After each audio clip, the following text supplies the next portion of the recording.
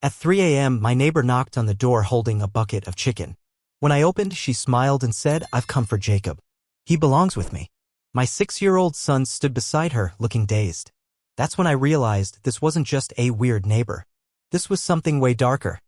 Hi Reddit, I didn't think I'd ever end up here, but this whole saga feels like it came straight from some bad drama movie. Buckle up, this is long. Like popcorn long.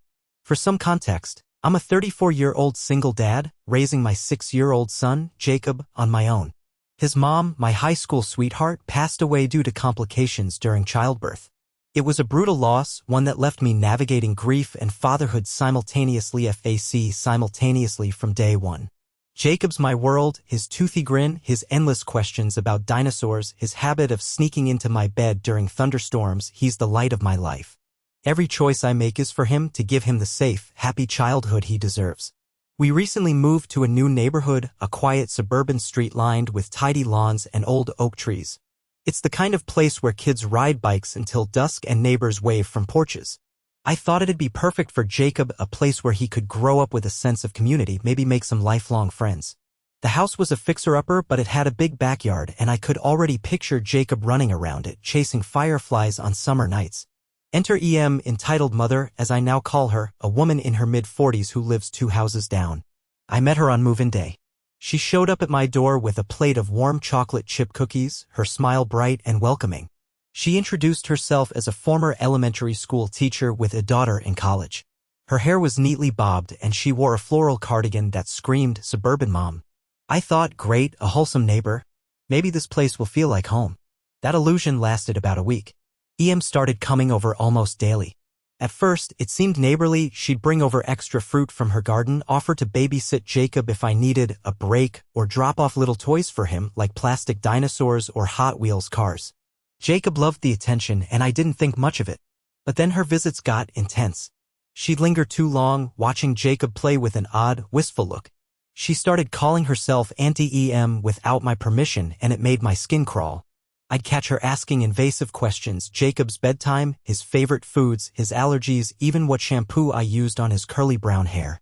I started keeping our conversations short, citing work or errands, but she'd just smile and say, "I'll stop by later."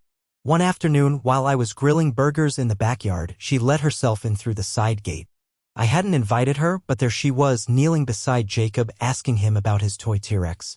I politely asked her to leave, saying we were having family time.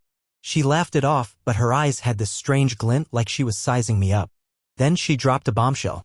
Over coffee one morning, she'd shown up uninvited again. She said Jacob reminded her of her son. I was confused. She'd only ever mentioned her college-aged daughter. When I asked, her face softened into this eerie, sad smile. "He passed a few years ago," she said quietly. "Jacob looks exactly like him." My stomach twisted. I'm not heartless. I felt awful for her loss. Losing a child is unimaginable. But the way she looked at Jacob like he was some kind of reincarnation set off every alarm in my head. I told her I was sorry but firmly said Jacob wasn't her son. I thought that'd be the end of it. I was wrong. EM started accidentally bumping into us everywhere, the park where Jacob played soccer, the grocery store where I bought his favorite cereal, the library where we read dinosaur books. Once or twice I chalked it up to coincidence. Small neighborhood, right? But by the 5th time I wasn't buying it. She'd wave enthusiastically, her voice syrupy sweet, but her eyes locked onto Jacob like he was the only person in the world. I started avoiding her, taking different routes, keeping Jacob close. Then came the incident that changed everything. It was a sunny Sunday morning. I was in the backyard, knee-deep in dirt, building a raised garden bed for vegetables, something I'd hoped Jacob and I could do together. He was nearby, sprawled in the grass, racing his toy cars. I realized we were out of lemonade, so I ran inside for literally 2 minutes to grab a pitcher from the fridge. I left the back door open, thinking nothing of it. When I came back, Jacob was gone. My heart stopped. The backyard was empty, no Jacob, no toy cars, just the hum of cicadas. I shouted his name, my voice cracking as I scanned the yard. I checked the shed, the side gate, the front yard, nothing. Panic clawed at my chest. My hands shook as I fumbled for my phone to call 911. That's when I saw her. EM was in her front yard, holding Jacob's hand, chatting to him like it was the most normal thing in the world. My legs carried me across the street before I could think. "What the hell are you doing?" I yelled, snatching Jacob's hand.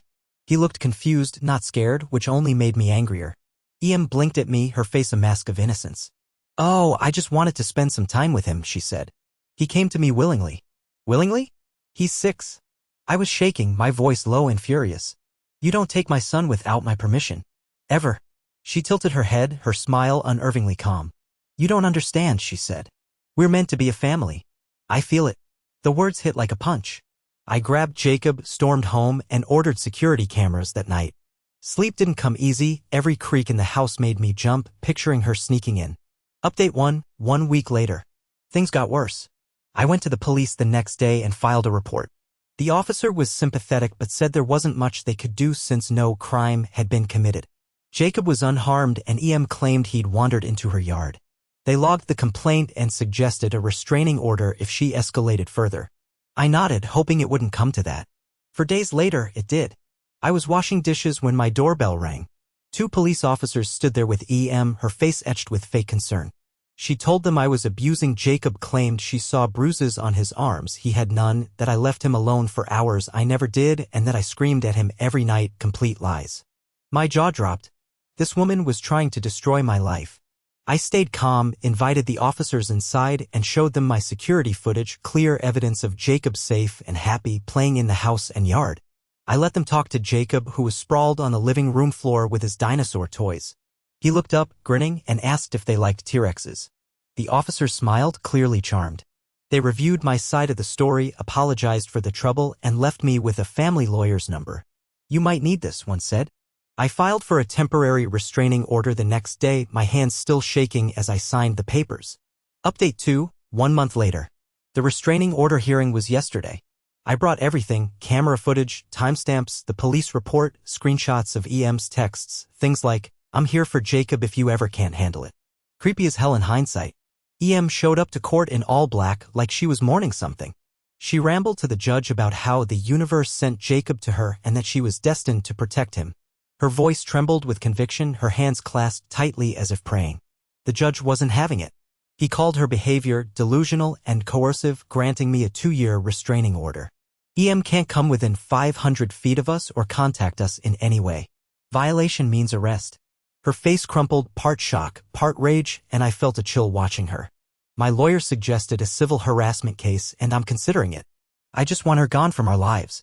Final update 3 months later. We moved. It kills me that we had to leave. The house was supposed to be our fresh start, a place for Jacob to grow up happy. But after Em's stunts, I couldn't shake the fear. What if I'd been inside a minute longer that day? What if she'd taken him somewhere? The thought made my blood run cold. I found a new place an hour away, closer to my parents. It's a cozy ranch-style home in a quiet town with a top-rated school district. Jacob's thriving, joined a soccer club, made friends, and loves showing off his bicycle tricks. He has no clue how close things got to disaster, and I'll keep it that way. He deserves to feel safe. I'm sleeping better now, though I still check the cameras every night, a habit I'm trying to break. My parents visit often, and their support has been a lifeline. If there's one thing I've learned, it's that politeness doesn't work with crazy. Trust your gut, protect your family, and never ignore red flags, no matter how many cookies someone brings.